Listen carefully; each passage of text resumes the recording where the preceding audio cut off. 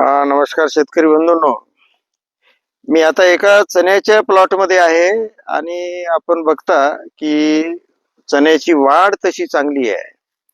याला सुरुवातीचं सगळं नियोजनही बरोबर झालं आहे. परंतु या टाईपचे जे प्लॉट आहेत साधारणतः वाढ चांगली आहे, परंतु काही प्रॉब्लेम आहेत. ब्रँचिंग बरोबर नाही आणि थोडीफार मर आहे, अशा शेतकऱ्याच्या तक्रारी आहेत. म्हणून अशा एका प्लॉटमध्ये मी आलो. आपण बघू शकता शेतकरी बंधूंनो, आता या ओळीमध्ये हे इथे मर लागली आहे. आता ही मर हे फ्युजेरियम विल्ट आहे. नंतर इथे आपण बघू शकता की या ओळीमध्ये हे बघा, आता ही विल्ट आहे, हे फ्युजेरियम विल्ट आहे. याच्या शेजारचं हे झाड सुकलं आहे, तर ही मर आहे, फ्युजेरियम विल्ट आहे. आणखी आता मी तुम्हाला दाखवतो. तर हे बघा, आता हे झाड परत लागलं आहे. हे झाड आता याच्या शेजारचं ते पूर्ण मेलं. त्याच विल्टची बाधा याला झाली, हे सुकलं आहे. म्हणजे 2 दिवसात हेही मरणार.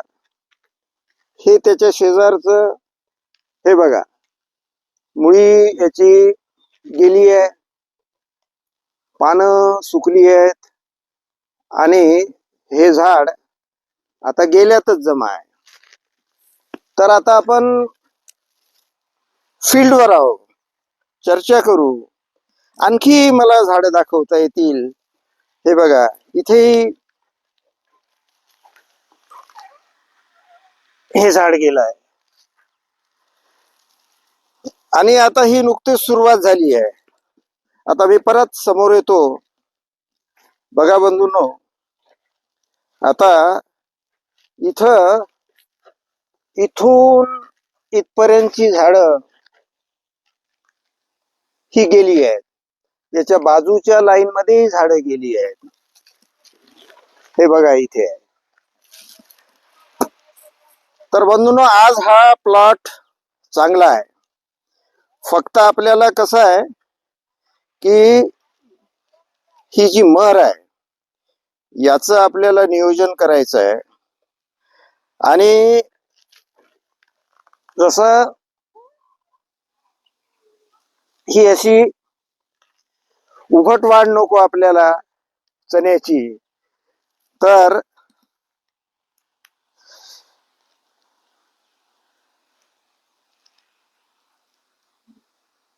याला आपल्याला ब्रँचिंग पाहिजेत. आणि हे बघा, आता फ्युजेरियम विल्ट कुठून सुरू होते. हे झाड चांगलं आहे, परंतु इथे बघा, हा जमिनीजवळचा भाग थोडासा डॅमेज झाला आहे. इथून फ्युजेरियम विल्टचे जंतू किंवा तो फंगस आत शिरतो आणि मग हे झाड मरून जाते.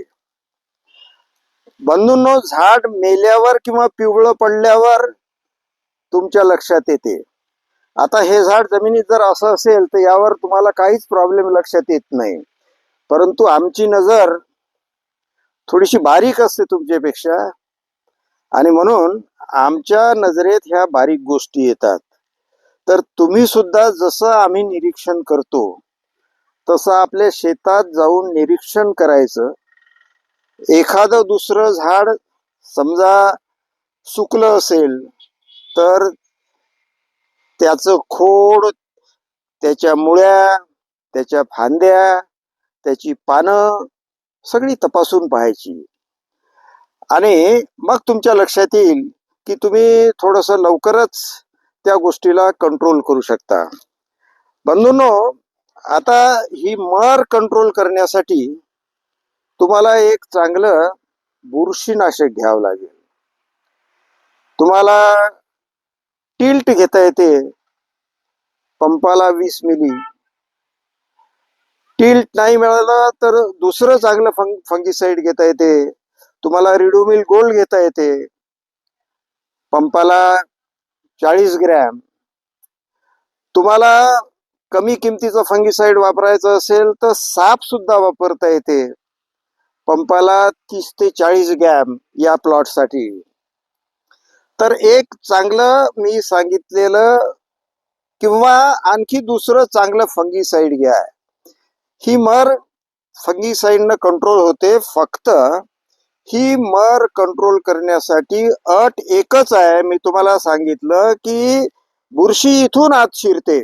खोडाचा जमिनीच्या सरफेसचा जो भाग असतो, पृष्ठभागाचा जो भाग आहे, तिथून बुरशी आत सरते, आत शिरते.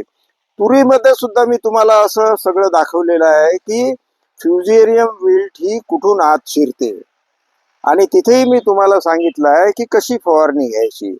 आता ही फवारणी तुम्ही अशी घ्यायची की पूर्ण झाड भिजलं पाहिजे आणि विशेषतः खोडाचा जमिनीजवळचा भाग भिजला पाहिजे. ही एक फवारणी तुम्ही बुरशीनाशकाची चांगली घ्या. आणि राहिला प्रश्न, याला ब्रँचिंग चांगलं येण्यासाठी तुम्हाला वसंत बायोटेकचं आविष्कार वापरता येते. वसंत बायोटेकचं आविष्कार घ्या, त्यानं ब्रँचिंग चांगलं होईल. सोबत चांगलं बुरशीनाशक घ्या आणि ही फवारणी जर तुम्ही व्यवस्थित केली तर तुमची मर कंट्रोल मध्ये येऊन जाते.